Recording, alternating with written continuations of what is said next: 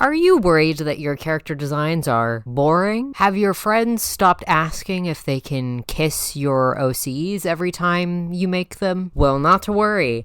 I'm here to help. I like to think that I'm known as a character designer, or at least the creator of hot, sad dads and furry priests. And for the low price of liking and subscribing, you too can. Actually, all you have to do is follow these 4 basic concepts. Those concepts are world building and setting, expressions, shape language, and color palettes. Those are 4 things, right? Technically, I think they're 5, but it's fine. It can be 4. These are probably pretty obvious concepts to anyone who makes character designs already, but there are ways that you can use them in your process that can really upgrade your art process and your character design process in general. And it can also help you make a very professional and nice looking art portfolio. After all, if we're going to draw one character over and over and over again, we might as well get a job out of it, right? First up, let's talk about the most fun part: world building and setting. For a design to be really impactful and memorable even, you're going to have to go beyond this is the era that was an inspiration for them, or this is vaguely the culture that they're from. You gotta do some good old research. Now, don't go too hard on the concepts though. We don't actually need to know what they ate for breakfast every day of their life, but it is very important to flesh out your world, so to speak. You could even make them flesh if you wanted. People like flesh, right? I do all of my flesh-based aesthetic research on Pinterest, which is a pretty good resource to start out on. After building a significantly inspiring board, I tend to do some light to medium Googling, depending on my familiarity with the fashion or cultures of the time period, but by no means do I make an incredibly extensive world for all of my characters. Within the context of the character design videos I make, I try to round out the setting, but it sort of stops there unless the too much gene kicks in. You really gotta strike the balance, which is hard but doable. My D&D character videos have the most world building in them, I think, but all I had to do was think about their party dynamics to make that work. Sometimes you don't even need to really flesh out the actual world that your characters are in. The party dynamics do it for you. If you wanted to do a specific setting instead of an IP like D&D, I would look up the aesthetics of different eras on Pinterest and see which one you vibe with. To truly make your design stand out, you could add in some sort of fantasy or horror flair, which is usually my go-to, but you could apply this to any blorbo you want to make. If you're feeling a little too overwhelmed or a little bit uninspired, I highly suggest online generators that will give you a setting or theme to build your world on. ChatGPT could never replace you. Beloved fantasynamegenerator.com. If you're looking to expand your project beyond just making the hottest characters on the planet, you could do actual scholarly research into the various fashion and eras and cultures that you're basing your characters on. I highly recommend this actually for larger portfolio pieces. For that kind of research, I suggest actually going to actual historical sites for that sort of a thing, or looking up various artist reference lists on places like Tumblr, which is actually a really good resource. If you're integrating genres like sci-fi, you could go about procuring concept art books for your favorite games and shows. We have literal shelves of them that I regularly use for designs. Lugging them up our stairs is awful, but it always pays off in the end. And like I said earlier, this is a really good way to get your foot in the door into making it in the art industry. Good luck and Godspeed if you really try to do that though. The market right now is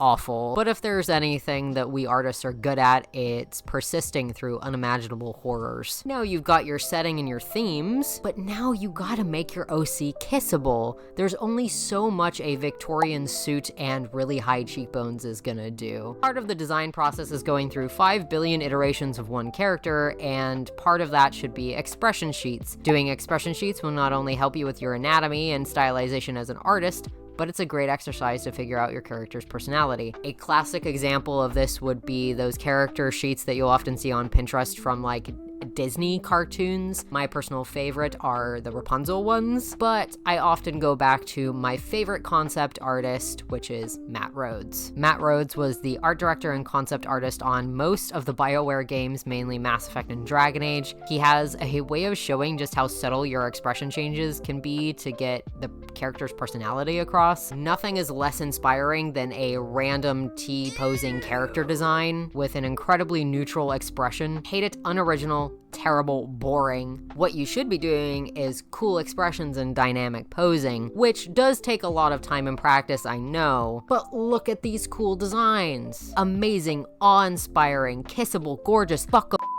You can tell this pirate woman is incredibly confident by the way she holds her head up high and is looking down at the viewer. Queen. Whereas you can see the grumpiness of this dwarf just by the way her eyebrows come together. Also, I dare say, a queen. I tried to do the subtle expression work with my Catboy wizard designs. Both the necromancer and the divination wizard are smiling, but the necromancer is subtly smug, whereas the divination wizard is playfully grinning. Another example would be my cryptids, where the hatchling is cold in their expression and quite neutral, but Brother Quiet is smiling, perhaps a bit oddly. You can mix and match with this as well. An incredibly bubbly character can be portrayed as really dark and brooding, whereas a sad character could be dressed in really bright and ostentatious clothing. A lot of thinking goes into this, and I know it can be incredibly confusing, but it works once you get the hang of it, I promise. If you're struggling to get references for expressions, I highly suggest going onto Pinterest and just looking up expression references. There's also a ton of resources just from stock image models. They'll definitely have expression sheets for everywhere on their Ko-fi, their Patreon, even their Twitter and Blue Sky. Above all, if you just have a little sprinkling of setting and world building, and then really nail it in the personality and the way that you've drawn the expressions of your character, you can really make a character design shine.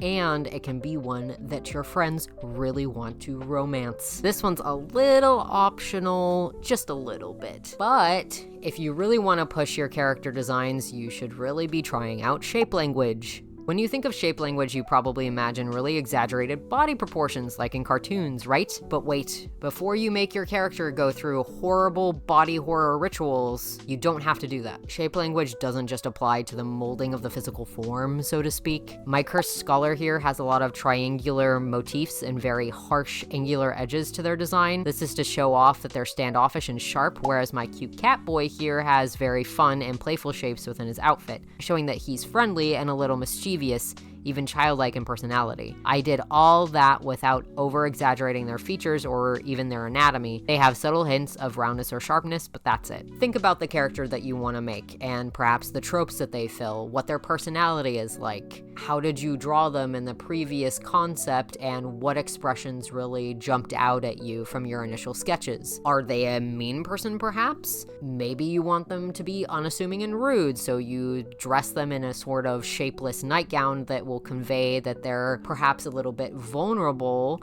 or even can be very underestimated. But then you go and draw them with the same expression as that Kunari pirate woman. And look, you already have a whole character from just 2 of those concepts. And honestly, they're pretty darn kissable if you ask me. If you're still confused about shape language, I would do an exercise where you pick out your favorite characters, note down their personality, and then also note down their core shapes and motifs. That should really help you out. It definitely helped me figure it out. I did it recently with some Dragon Age stuff, and boy, wasn't it enlightening. And you don't have to make your design fully about shape language either. Like I said before, you barely have to do it at all. You can just boil it down to their body shape or the various shapes that are in their clothing. But again, the world is your oyster. You do what you want. So I'm going to trigger a lot of art students out there, myself included. If you took any sort of art theory class anywhere, you're going to know what I talk about in this section. Colors are so important. They convey a character's personality, and they also draw attention to certain things that are very important within their design. I seem to do a lot of that last concept with a black and white motif, then add in some sort of red or warm color. I've done this with my Tide Mother cryptid, and especially with my Necromancer Catboy, albeit with green. green. What can I say? It makes my OCs hot. Anyhow, you can imply a lot with the colors that you use. If your designs are wearing a lot of muted colors, that can mean that the clothing is very old, so therefore you can put a lot of texture and weathering in it.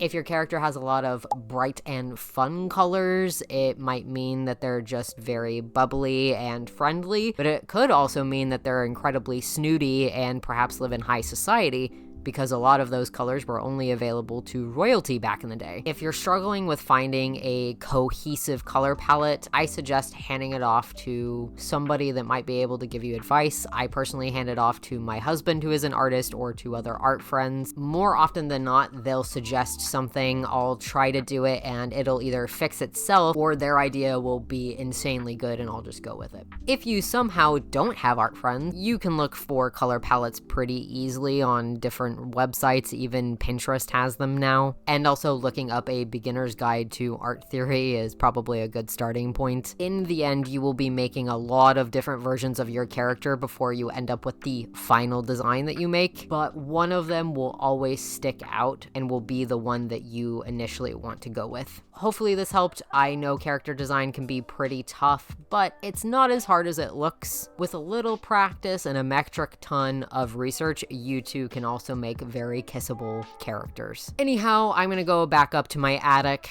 where I'm definitely not bringing all of my character designs to life so that I have an infinite number of friends to play Overwatch with. Definitely not. Remember to check out my socials down in the description below. I have a second channel that's also all about gaming. Right now, I'm diving deep into Dragon Age the Veilguard. If you like my content, go ahead and hit that like and subscribe button. Maybe tell me about your favorite OC, just for the algorithm, and also because I like hearing about them, to be honest. Have a nice rest of your day/night, and I'll see you next time.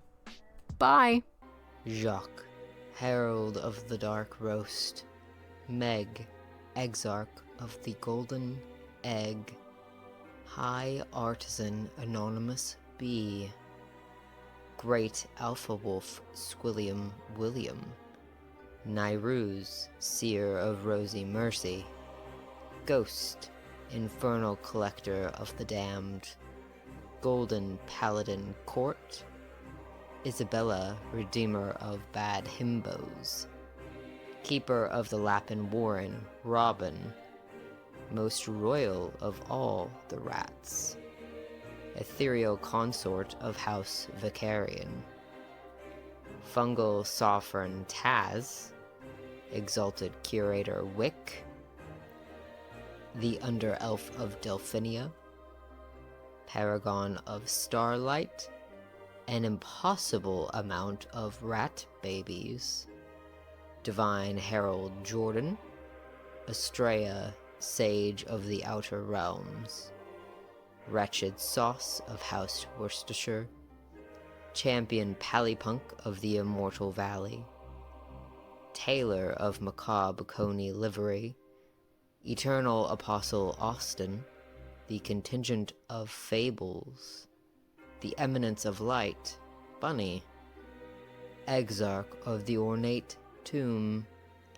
Harley the Sanguinous. Grand Overlord Silas. Being of Exalted Sunlight. Delegate of Clan Latineurs. Eternal Consul Puja. High Magi Katie. The Herald of Wrens.